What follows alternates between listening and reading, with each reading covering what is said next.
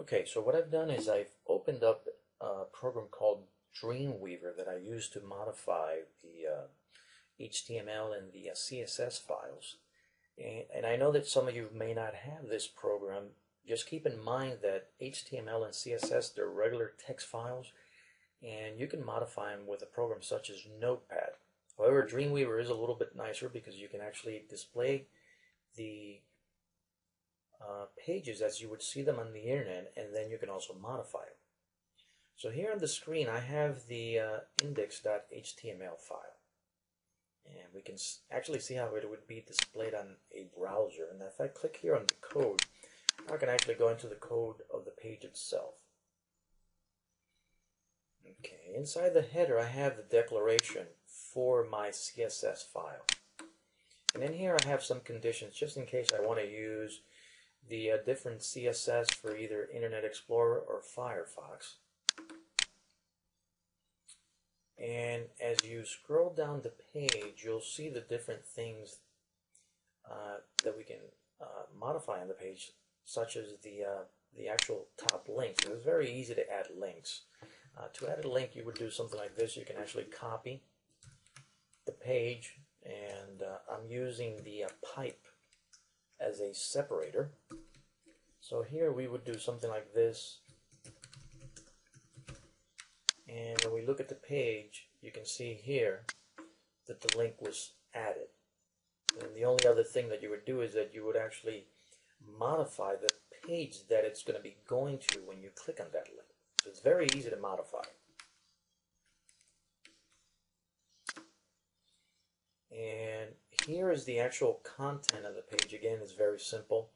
You can either highlight what you see on the page and just type over and just delete it. You don't have to put it in the same order as I have it here. I'm using that as an example. Okay. Okay, the next file is the gallery HTML file. Let's just take a look at it so you can remember what it looks like. In the gallery, again, it's very easy to modify the gallery. You can either add or subtract images from the gallery. And when you go into the gallery.html, here are all the necessary files in order for Lightbox to work. So you've got to keep in mind that if you're going to create another page with Lightbox, you're going to have to put these same JavaScript and CSS files on the header side. Okay.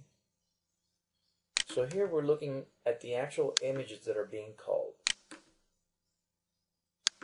Now, if you want to add another image, you would do something like this. You can highlight one of the ones that I already have on the page, paste, and then just change the parameters. Let's take a look at it. So I'm using the same image. As you can see, now I have the same image twice, and the reason it's the same image is because I'm just using the same image from the last one here. But you can actually change the image. And that's all you would need to do, and then once you would click on that image, it would pop up on your screen. It's very simple to modify.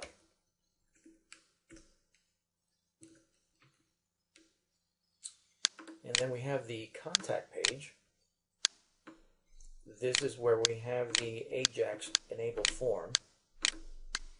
And again, when you go into this page, in the top you're going to have all the necessary JavaScript and style sheets that are required in order for the Ajax framework to work.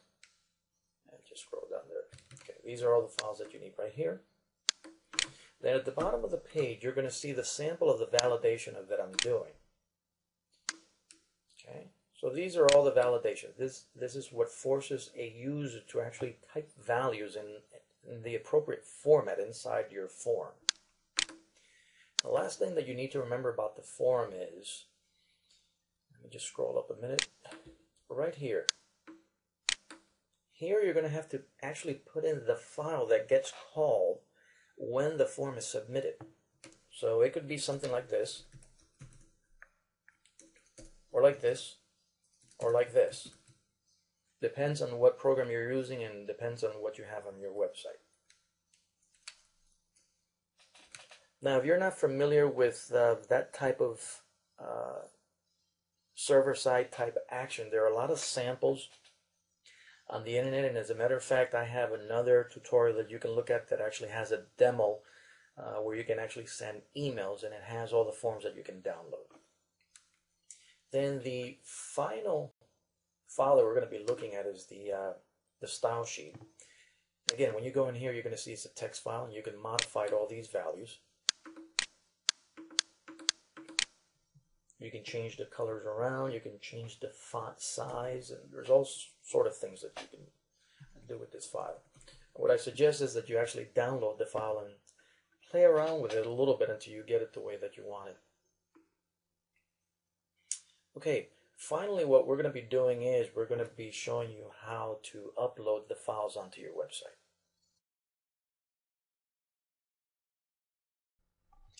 Okay, so the next thing that we need to do is we need to download an FTP client. What that's going to do is that's the software that's going to help you or enable you to upload the files onto your website. There are several FTP clients that you can get from the internet freely. There are two very good ones. One is called FTP Commander, which you see the link on the screen, and the other one is called FileZilla. Either one would be great. So once you've downloaded one of those, or if you already have it on your system, go ahead and open the FTP client.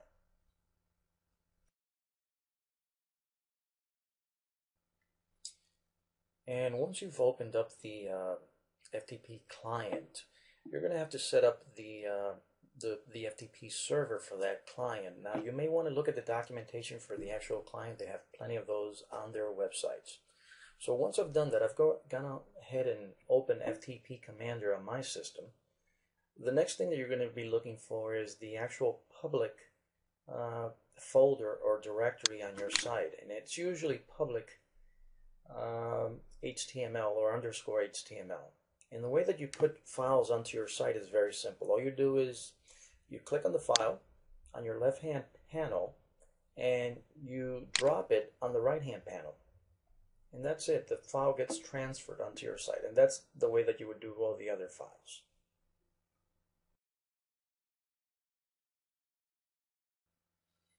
Okay, to recap the things that you need to do.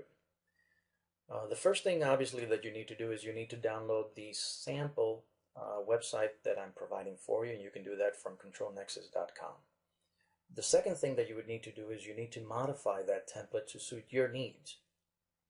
The third thing you need to do, if you haven't already done so, is you need to download an FTP client so that you can upload those files. Number 4, you need to open that client and you need to set up the FTP server for your site. And finally, you need to upload the files onto your website. And that concludes today's tutorial from Control Nexus. Thank you so much and good luck.